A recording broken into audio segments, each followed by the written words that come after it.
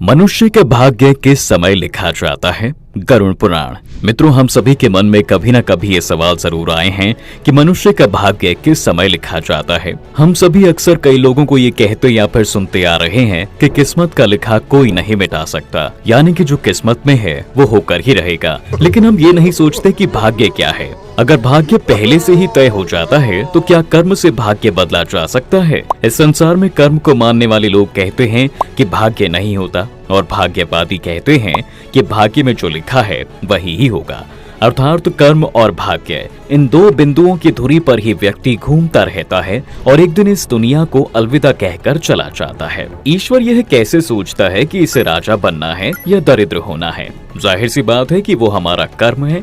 इंसान के कर्मों से उसका भाग्य ही तय होता है। इंसान को कर्म करते रहना चाहिए, क्योंकि कर्म से भाग्य का लिखा बदला जा सकता है। कंस को कृष्ण जी के मामा और एक शक्तिशाली असुर के रूप में जाना जाता है। मित्रों, उसकी क्रूरता इस बात से साफ दिखाई पड़ती है कि उसने अपनी मृत्यु के भय से अपनी ही बहन के 7 बच्चों को जन्म लेते ही उन्हें जान से मार दिया। कृष्ण कथा में हम देखते हैं कि आकाशवाणी हुई थी कि देवकी का 8वां पुत्र कंस का वध करेगा, लेकिन यह सुनने के बाद कंस ने कहा कि वह मेरा वध तो तब कर पाएगा जब मैं उसे इस धरती पर जन्म लेने के बाद जीवित रहने दूंगा। इसी सोच के चलते कंस ने अपनी बहन देवकी और उसके पति वासुदेव को अपने जेल में बंद कर दिया था। जेल में ही जब देवकी की कोई संतान जन्म लेती तो उसके जन्म के कुछ ही घंटों के भीतर कंस उसे मौत की घाट उतार देता था। लेकिन जब देवकी के 8वें पुत्र की बारी आई तो विधि के विधान के साथ उस बालक का जन्म हुआ और बाद में उसने कंस का वध भी किया। ऐसा इसलिए हुआ क्योंकि कंस की मृत्यु की भविष्यवाणी पहले ही हो चुकी थी। साथ ही कंस के जन्म से पहले ही लिख दिया गया था कि उसकी मृत्यु कैसे होगी और किसके हाथों होगी। लेकिन कंस चाहता तो प्रभु की भक्ति करके उस बालक को ना मारने का निश्चय कर उसकी पूजा कर सकता था, तो शायद परिणाम कुछ और ही होता। इतना ही नहीं, जो भी इंसान इस धरती पर जन्म लेता है मित्रों, उसका भविष्य पहले से ही लिखा जाता है। मनुष्य का जन्म कब होगा, कहाँ होगा और उसके जीवन में क्या क्या समस्याएं आएंगी, कहते हैं यह विधि का विधान है और इसे चाहकर भी नहीं बदला जा सकता। लेकिन ऐसा नहीं है, क्योंकि त्रेता युग और द्वापर युग में कई ऐसे लोग थे जो राक्षस कुल के होते हुए अपने कर्मों से मोक्ष को प्राप्त किए थे। इसके साथ ही आपको बता दें, कई ऐसे पौराणिक ग्रंथ हैं जिनमें कई महापुरुषों का भाग्य पहले से ही लिखे होने के प्रमाण मौजूद है।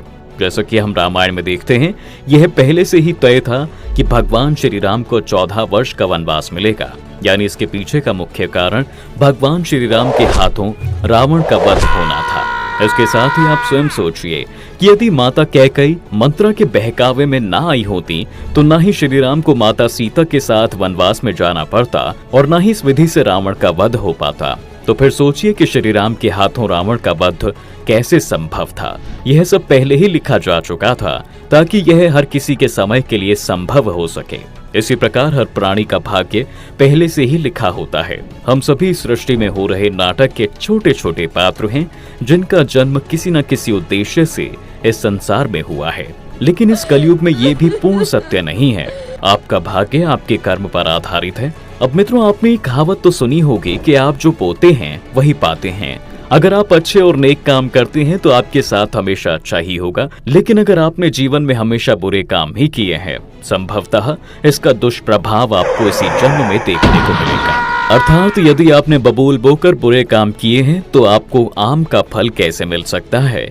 भगवान को याद करते हुए अपना कर्म करते रहना चाहिए, जिससे आपकी किस्मत चमकने की संभावना बनी है। हम कर्म योगी पुरुष और इसका प्रबंधक भगवान है, इसलिए हमें अपने कर्म निरंतर सही दिशा में करते रहना चाहिए। बाकी का काम हमारे प्रबंधक खुद देख लेंगे। यानी बिना कर्म किए हमें जीवन में कुछ भी नहीं मिल पाता। इसलिए हमारे धर्म ग्रंथों में हमें सदैव धर्म, कर्म और पुण्य कर्म करने की प्रेरणा दी गई है, क्योंकि एकमात्र यही रास्ता है जो हमें जन्म और मृत्यु के इस चक्र से बाहर निकाल सकता है। अन्यथा बुरे कर्म करने वालों को भगवान के चरणों में कभी भी जगह नहीं मिलती है। इतना ही नहीं दोस्तों, गोस्वामी तुलसीदास जी कर्म के मार्ग को बखूबी जानते थे, तभी उन्होंने कहा है, सकल पदार्थ एहि जग माही, कर्महीन नर पावत नाही। अर्थात तुलसीदास जी ने अपने दोहा में स्पष्ट किया है कि इस संसार में सभी कुछ है जिसे हम पाना चाहें तो प्राप्त कर सकते हैं, लेकिन जो कर्महीन अर्थात प्रयास नहीं करते, इच्छित चीजों को पाने से वंचित रह जाते हैं, यानी मनुष्य जैसा कर्म करेगा उसे वैसा ही फल मिलेगा। हस्तरेखा शास्त्र भी कहता है कि कुछ रेखाओं को छोड़कर बाकी सभी रेखाएं कर्म के अनुसार बदलती रहती हैं। अपनी हथेली को ध्यान से देखें, कुछ समय बाद रेखाओं में कुछ बदलाव जरूर नजर आएगा। इसलिए कहा जाता है दोस्तों कि रेखाएं भाग्य से नहीं बल्कि कर्म से बदलती हैं। फिर एक बात जो सामने आती है कि कर्ण का वध पांडु पुत्र अर्जुन के हाथों हुआ। अर्जुन ने माधव से कहा, हे माधव, आपने मेरे हाथों ही मेरे अपने ही ज्येष्ठ भ्राता का वध करा दिया है। यह कैसा भाग्य है, यह आपकी कैसी लीला है। तो इस पर श्री कृष्ण ने कहा कि पांडु पुत्र मैं होता कौन हूँ, किसी मनुष्य को प्राण देने वाला या किसी के प्राण लेने वाला, यह तो उसकी करनी का फल है। जिस तरह उसने जीवन में कर्म किए उसे उसके फल स्वरूप ही परिणाम मिल गए। और हाँ, जीवन के किस मोड़ पर तुम्हें फूल मिलेंगे या कांटे, यह मनुष्य अपने कर्मों से स्वयं तय करता है। श्री कृष्ण ने कहा कि तुमने अधर्म के खिलाफ आवाज उठाई और धर्म का मार्ग चुना, जबकि कर्ण ने अधर्म का मार्ग अपनाया। तो फिर मैं क्या कर सकता था, लेकिन फिर भी मैंने उसे कई विकल्प दिए, लेकिन हर बार उसने दुर्योधन और उसकी मित्रता को जरूरी समझा। यह बात हमें भगवत गीता में सीखने को मिलती है दोस्तों कि ईश्वर हमें कुछ अवसर अवश्य देता है ताकि हम अपने बुरे कर्मों का पश्चाताप कर सकें और सही रास्ते पर आ सकें। अब अंत में मैं यही कहना चाहूंगा कि हमारा भविष्य अवश्य लिखा हुआ है, लेकिन फल हमारे कर्मों के आधार पर ही मिलता है। मनुष्य कर्म करके भाग्य को बदल सकता है या नहीं, लेकिन कर्म ना करके अपने भाग्य में लिखे हुए को चाहकर भी बदल नहीं सकता।